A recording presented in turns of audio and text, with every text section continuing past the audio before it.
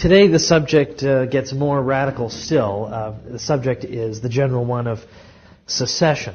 And I'm going to try to tailor my remarks in such a way that they don't touch specifically on the Southern secession of 1860-61, but instead try to speak more generally about secession itself as a phenomenon.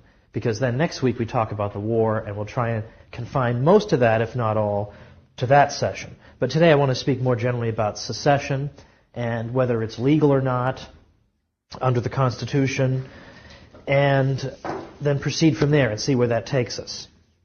Because in order to discuss this subject, you have to know a lot of American history. So you learn a lot of it, I think, along the way, even if this is not an immediately practical discussion. In other words, I don't expect a lot of states to announce that they're seceding in the next couple of weeks, so it's not an immediately practical discussion, but in the course of the discussion, I think a lot of important truths about American history come forth. So I start off by briefly discussing two different competing theories that have existed, well, practically since the beginning of the history of the U.S. anyway, over the nature of the Union of the states that was formed under the Constitution. And these two theories might be called the nationalist theory and the compact theory.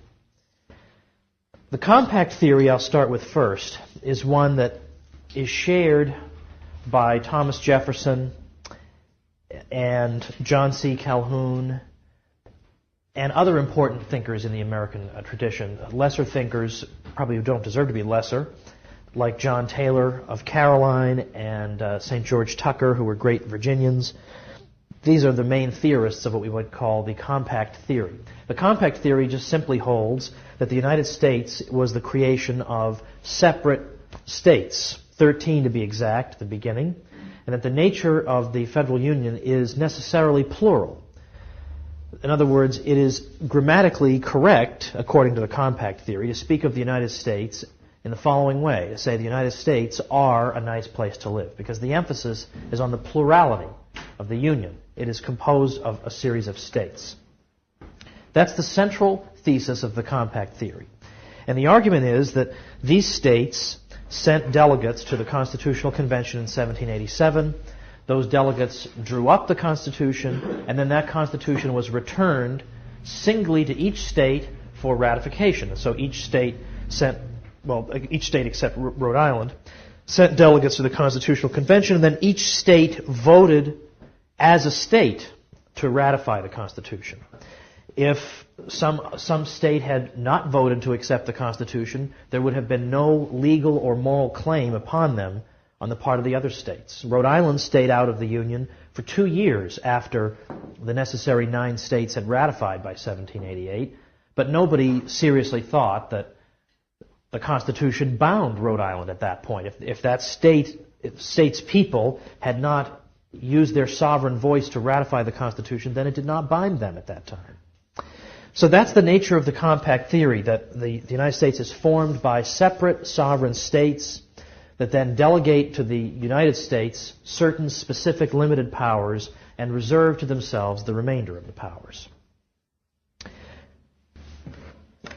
The other theory is called the nationalist theory, and here we may cite people like Alexander Hamilton, be more likely to support this idea, Daniel Webster, and even Abraham Lincoln himself as famous expositors of this theory. And this view is that the United States was not formed by a group of states. It's not fundamentally something that's plural, but it is fundamentally singular. The United States is. And thus, according to the nationalist theory, the United States is a single whole. It is a single aggregate of individuals. It is not a plurality of independent states retaining their sovereignty. Now this distinction between the nationalist and compact theories is essential to understanding the question of secession or of nullification, as we mentioned a couple weeks ago, and indeed of understanding much of early American history. Because depending on which of the two theories you support, that's going to influence heavily how you think about these other matters. Now, the compact theorists have a very good rhetorical point in their favor, which happens to be the fact that the Constitution was ratified by each state individually. There was no national vote of a single American people, but rather each state voted individually. So that would seem to suggest that the Constitution and the Union that it created was formed by states. Because if it really was formed by a single aggregate of the people, then why didn't that single aggregate vote to ratify it? Well, I would suggest, because at that time no one thought of that single aggregate as having any authority. The authority rested in the sovereign peoples of each of the individual states. The nationalist theorists would argue that there is no significance whatever in the fact that the Constitution was ratified by states. According to the nationalist theorists, the Constitution is a creation of the whole people taken as a single aggregate, and that the fact that it was ratified by states was really only a matter of convenience. How else were we going to ratify it? So we did it by state. But that manner of ratification, according to them, does not affect the character of the Union, which is fundamentally singular in nature, a single aggregate rather than separate sovereign states. Now, when I say that, depending on which of these theories you accept, you're more likely to take one or the other position on other matters, let me put some meat on that statement. And I think you can see that if you are a compact theorist, it is much more likely that you would favor remedies like nullification or even the ultimate remedy of secession. We'll take secession first. If you believe that initially the peoples of the states were sovereign, not some aggregate of the American people, but the peoples of the individual states were sovereign, and those peoples delegated certain powers to the federal government, entered into this union, well, then it's more likely that you would believe that if those peoples of those states decided to enter the union, then also in their sovereign capacity, they could voluntarily choose to withdraw from that union. It does seem to follow from the nature of the compact theory that if one accedes to the union through ratification, one can withdraw from it through secession, through the same mechanism that is the expression of the will of the sovereign people. Likewise, it's easy to understand why a compact theorist would favor nullification. Because again, the emphasis is on the states as the prime movers in the constitutional drama. They create the federal government, they endow it with certain limited powers, and therefore, to protect their own people, the states retain the right as the, in effect, representatives of the sovereign people of their state to protect their people against any unconstitutional power grabs on the part of the federal government. These things seem to follow from the compact theory. Whereas from the point of view of the nationalist theory, both of these would be illegitimate. From the nationalist point of view, if the United States is fundamentally a single whole, then no state can withdraw from it because it's a single whole. It would be artificial for one state to withdraw from it.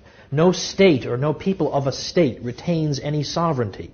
The sovereignty is held in common, jointly, by all the people. And so secession is therefore illegitimate and even an act of treason under this way of thinking. Even worse would be nullification. Because for a nationalist theorist, again, because they don't believe the states retain any sovereign authority, nullification would be simple insubordination. There would be no other way you could conceive of it if you held the nationalist view. So these are in some ways incompatible theories, and yet they were held by people living in the same country for a good long time. So it's perhaps not surprising that ultimately these two theories came to blows at one point.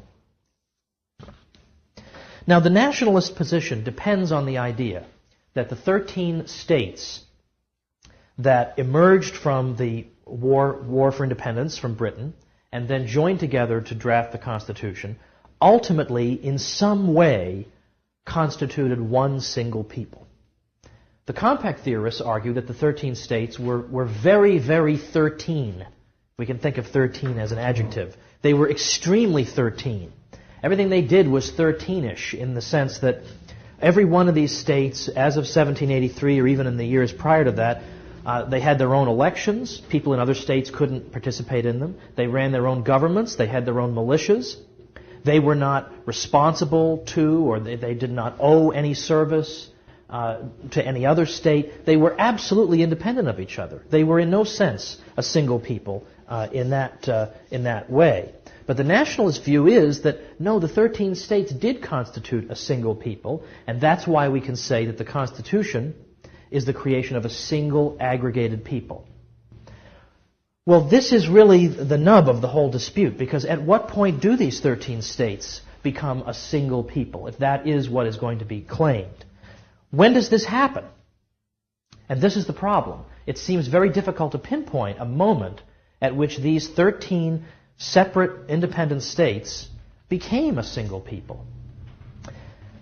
Now, in fact, we note that in 1783, when the War for Independence was officially concluded with the treaty with Britain, the British acknowledged in the treaty the 13 separate states and listed them by name.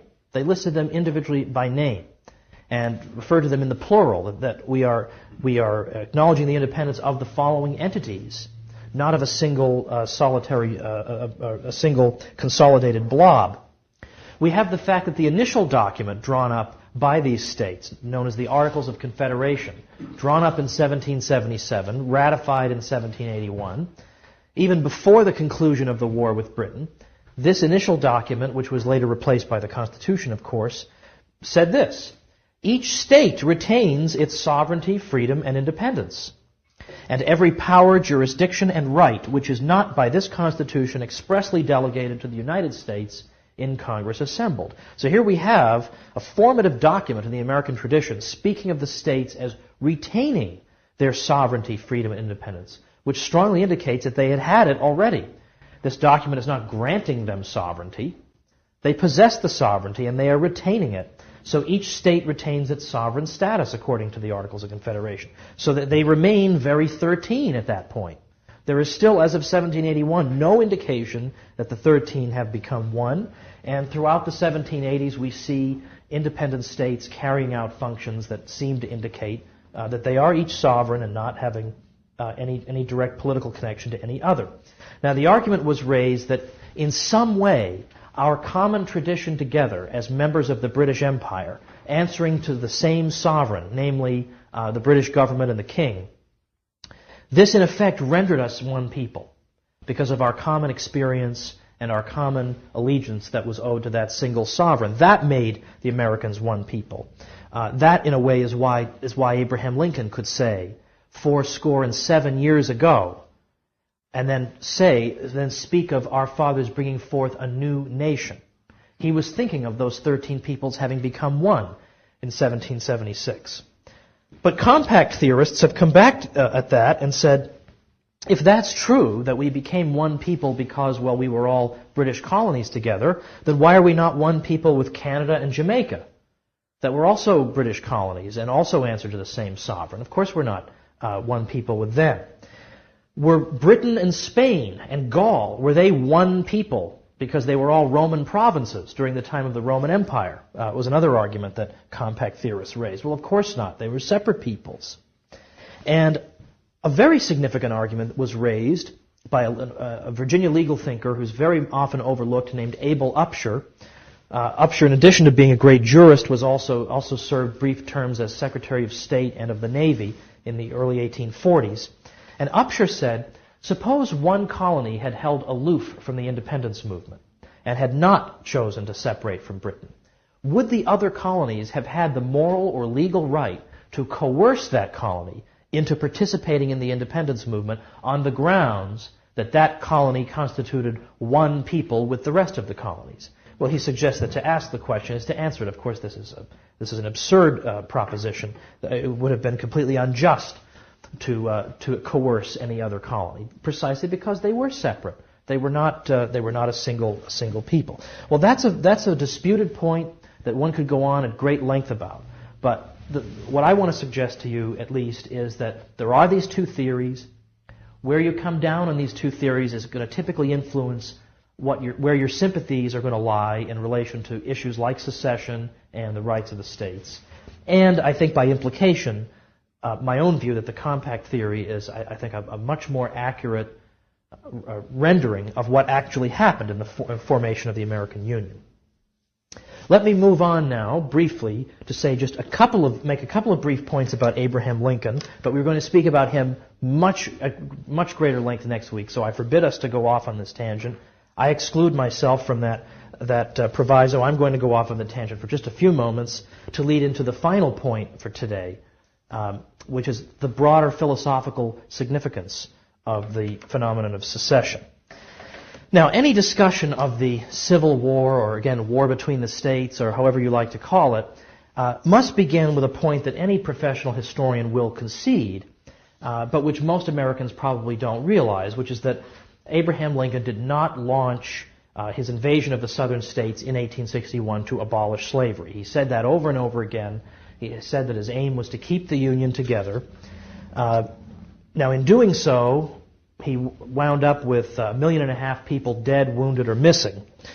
In fact, Lincoln even said in his first inaugural address that he would support a constitutional amendment that would forever prohibit the federal government from ever interfering with the institution of slavery, if that kind of promise would be what was necessary to keep the Union together. The comic book version of Lincoln, to which most school children are exposed regularly, portrays him likewise as a champion of racial equality. But in a debate with Stephen Douglas in 1858, Lincoln argued that a physical difference between the white and black races prevented them ever from living on terms of social and political equality, and that inasmuch as they could not so live, he favored assigning the superior position to the white race. In his home state of Illinois, Lincoln did nothing during his career to challenge that state's treatment of blacks who could not vote, testify in court against whites, or attend a public school system funded in part by their own tax dollars. Neither were Southerners uniformly in favor of slavery. Southern Generals Stonewall Jackson and Robert E. Lee opposed slavery, describing it as a moral and political evil. James Henley Thornwell, one of the most influential Southern theologians, put forth a plan for gradual emancipation at the time of the war. The letters and diaries of Southern soldiers reveal that most of them believed they were fighting on behalf of the principle of national self-determination and the right of self-government, the same principles they believed the American revolutionaries had fought to defend. Moreover, every other country in the Western Hemisphere that abolished slavery in the 19th century managed to do so peacefully. The money spent to wage the Civil War could have purchased the freedom of every single slave and given them all 40 acres and a mule. So, in short, the matter is not nearly as neat and tidy as the popular caricature would suggest. Now, it is true that Lincoln's informed defenders will generally concede all of this, and have the honesty to admit that when Lincoln initially called up those first 75,000 militiamen in 1861 to put down the alleged rebellion in the South, he had no intention of waging a war to abolish slavery. What they argue instead is that as the war progressed, the meaning of the Northern War effort evolved in Lincoln's mind, becoming a war not only for the Union but also for human liberation. The more mystical among them suggest that this had in some sense been the war's purpose all along, but that it was only gradually that Lincoln himself became aware of the significance of the historical moment into which he had been placed. But there's no reason, it seems to me, that this type of argument should be raised only on behalf of the Northern cause and not for the Southern. In other words, isn't it possible that the South's own self-understanding also evolved over the course of the war? So thus, even if some people did believe they had seceded over slavery, as some certainly did, is it not possible that they too may eventually have begun to appreciate larger issues at stake in the conflict, just as Lincoln is said to have done? And here I have to refer to the work of a man I'm privileged to call my friend, Donald Livingston of Emory University, who has identified one of these larger issues that was at stake in the war but that so often is overlooked. Livingston points out that in the modern age we have seen what Livingston, for lack of a better term, calls federative polities, which I'll get to that in a minute, giving way to modern states. Well, what is a federative polity and what is the modern state? A federative polity is one in which a variety of smaller jurisdictions exist, like families, voluntary organizations, towns and states, and in medieval Europe, institutions like guilds, universities, and the church. Each of these social authorities has powers and rights of its own that the central government cannot overturn. Each of them is also a potential source of corporate resistance to the central government. Prior to the rise of the modern state, political leaders who desired centralization therefore found themselves up against the historic liberties of towns, guilds, universities, the church, and similar corporate bodies. Now, today we live at a time when people have been taught to disparage all things medieval as primitive, backward, and oppressive, which, by the way, is a view that no medievalist worth his salt would adopt today. But it was in the federative polities of medieval Europe that the Western practice of liberty began to take root. It is significant that following the dissolution of the Roman Empire, no continent-wide empire took its place. Ralph Raico, who's a historian associated with the Institute, points out that instead of experiencing the hegemony of a universal empire, Europe evolved into a mosaic of kingdoms, principalities, city-states, ecclesiastical domains, and other entities. A long line of scholars have argued that it was the decentralized nature of European political life, beginning in the Middle Ages, that contributed to the development of liberty. The multiplicity of jurisdictions meant that the prince risked losing population and therefore his tax base if he engaged in excessive taxation or interference in his people's economic lives. They could simply move to another political unit close by if their own became too oppressive.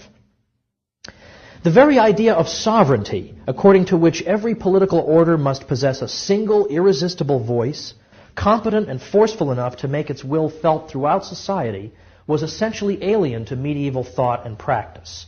Institutions other than the central government possessed rights that no sovereign, whether a king or a democratic majority, could simply overturn at will. So that is the concept of a federative polity. Thomas Hobbes, on the other hand, set out parameters for what Livingston calls the modern state in his book Leviathan in 1651, that developed into unexamined premises that later thinkers took for granted.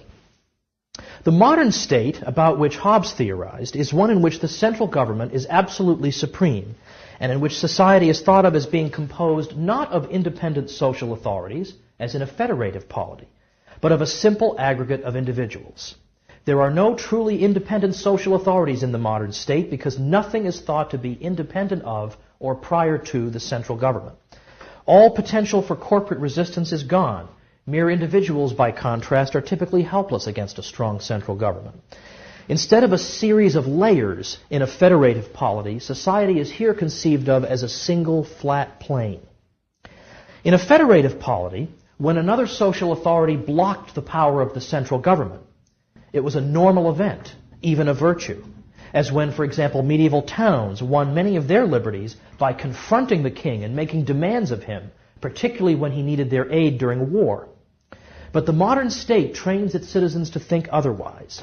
When another institution attempts to resist the encroachments of the central government of a modern state, it is guilty of treason. What was once a virtue now becomes the gravest possible crime. The nation, they are taught to believe, is one and indivisible. This new morality, cultivated in the citizenry through the modern state's formidable machinery of propaganda, inclines the people to view the central government's suppression of lesser bodies as something natural and normal, and resistance by those bodies as reprehensible and unpatriotic. Thus, in a federative polity, autonomous institutions with liberties of their own sometimes had to protect those liberties by resisting the center. Nothing in the modern state, on the other hand, can seriously be described as autonomous except the central government itself. Every other institution is fundamentally subject to and inferior to the central government, and no institution possesses truly inherent and inalienable liberties. Whatever liberties any lesser institution possesses are considered gifts of the central government, to be revoked at will rather than held by right. Now, it is true that the modern state could protect individuals from the oppressions of these smaller authorities. Thus, for example, the modern state could end slavery in one fell swoop. But again, as Livingston reminds us, those who favored the modern state for these reasons failed to read the fine print. For the modern state could also carry out great atrocities of a kind the world had never before seen. State slavery now reemerged, not only in the form of the Soviet Gulag and the Nazi concentration camps, but also in the form of universal military conscription, a largely modern idea. In just 4 years, nearly 3 times as many men were killed in World War I as there were slaves in the South. Its sequel, World War II, took over 50 million lives. Tens of millions would perish in slave labor camps, dwarfing the 11 million slaves brought to the New World, 5% of whom went to North America, in the 400 years of the slave trade. So what must be emphasized here, according to Livingston, is that what was primarily responsible for this staggering destruction was neither advanced technology nor the wickedness of leaders like Hitler and Stalin. Even the most powerful monarchs of centuries past could not have engaged in such destruction, since their authority was hemmed in by other social authorities that had the power to thwart them. It was the very structure of the modern state that destroyed or co-opted all lesser associations and amassed all power at the center that made these terrible atrocities possible. And now we get to the significance from the American point of view. The Civil War began the transformation of the United States from a federative polity into a modern state, from the compact theory version into the nationalist version. Europeans understood that the war amounted to an attempt to transform the decentralized American system into a unitary modern state. In December 1866, the British Spectator was delighted to write, quote, "The American Revolution marches fast toward its goal, the change of a federal commonwealth into a democratic republic, one and indivisible." What had once been a decentralized system in which the states, the Union's constituent parts, actively resisted the central government on a great many occasions in defense of their liberties, would become a unitary modern state in which any such resistance would henceforth be demonized as treasonous. Livingston's conclusion is that we must give the moral benefit of the doubt to people who were fighting to prevent the destruction of America's federative character and who would instead have given the world the moral example of a federal republic that acknowledged the sovereignty of its constituent parts. The best Southern thinkers, though of course they could not possibly have known just how strongly vindicated they would be after the atrocities of the 20th century and the crimes of the modern state, understood this principle.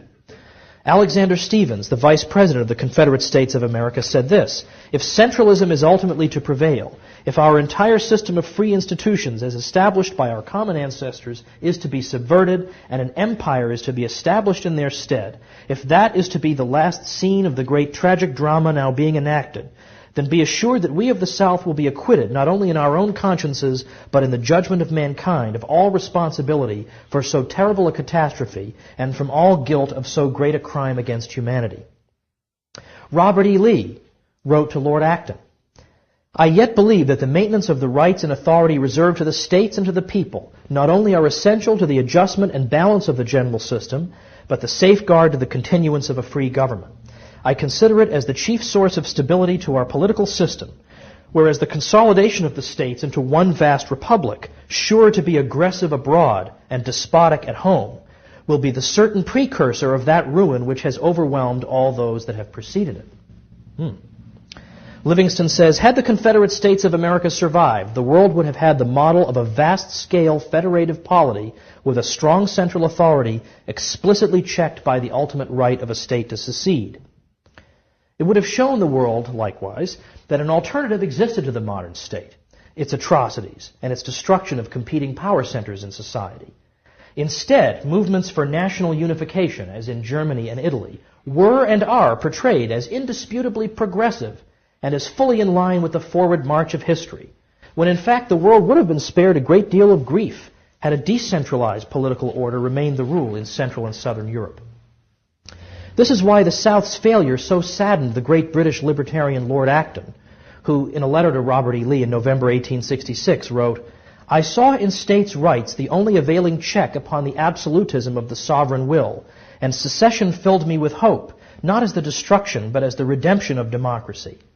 Therefore I deemed that you were fighting the battles of our liberty, our progress, and our civilization, and I mourn for the stake which was lost at Richmond more deeply than I rejoice over that which was saved at Waterloo." Well, this is why so many people who do detest slavery have nevertheless rejected the standard morality play about the war that is peddled in the typical classroom and in popular culture. With the destruction of state sovereignty that resulted from the Northern victory went both the main institutional restraint on the power of the federal government as well as the important moral example of a polity organized along different lines from those of the centralized states that would come to dominate the political landscape in the 19th and 20th centuries and beyond. That, and not a fondness for slavery, explains why Lord Acton, the great British classical liberal, had such apprehension about the Northern victory. Well, I think, although I could go on and talk about authorities who supported the right of secession, that was actually in your reading, so there's no need for me to reiterate that. So I'll just stop here and keep myself to the lower bound of our of the times of these little talks, and take a little break and then see what on earth you have to say about this. So thank you very much.